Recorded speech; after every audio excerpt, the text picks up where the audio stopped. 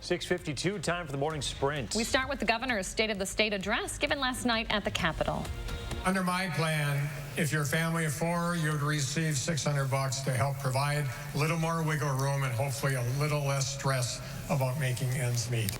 Much of the speech focused on how the governor plans to utilize Wisconsin's $3.8 billion budget surplus, the largest in state history, starting with a $150 check for every Wisconsinite.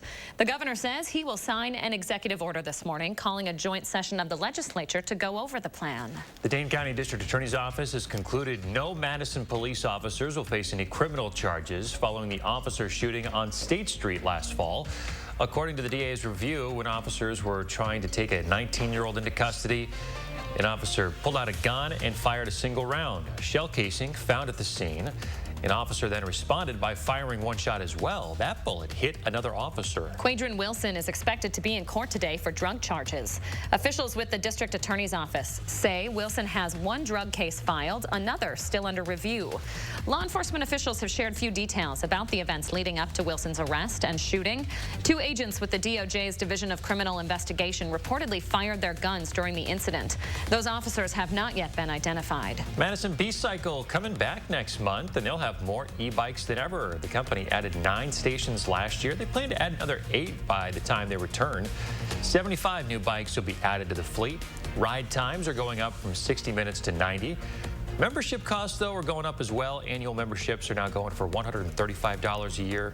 Monthly memberships are $30. The bikes will be back on streets starting March 15th. The Afghan refugee site at Fort McCoy now closing operations.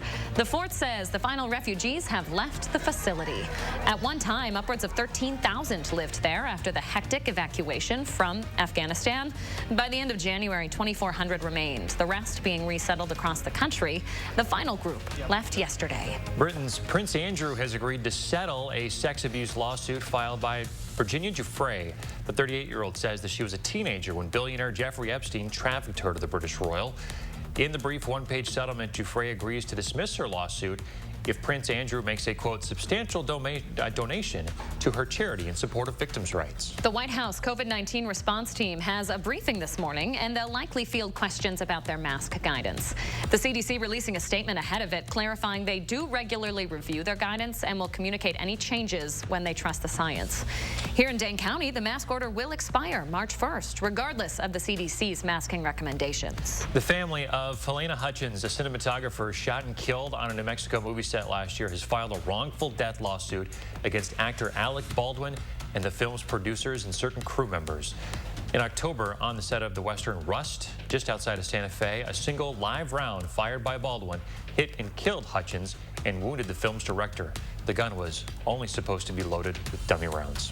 A jury has found the New York Times not liable in former Alaska Governor Sarah Palin's defamation lawsuit. The jury of 9 had deliberated since last Friday. They were not aware that during deliberations yesterday, the federal judge in the case ruled Palin's attorneys did not prove actual malice. He would have set aside their verdict had they found the Times liable. Temperatures are 20 to 40 degrees warmer than they were 24 hours ago. We are hanging out in the 40s. We'll be into the mid-40s through lunch. Temperatures begin to slide into the evening. That is as a cold front moves on through. Here are your raindrops right around lunchtime today. We get towards dinner time. Check it out. We're at 37 at that point. Can't rule out a couple of snowflakes as the night begins to end. We're also tracking a chance for snow tomorrow. Most of that falls into dry air and evaporates. All right, Chris Reese, thank you very much. Stay tuned, folks. More local news and weather coming up in half an hour.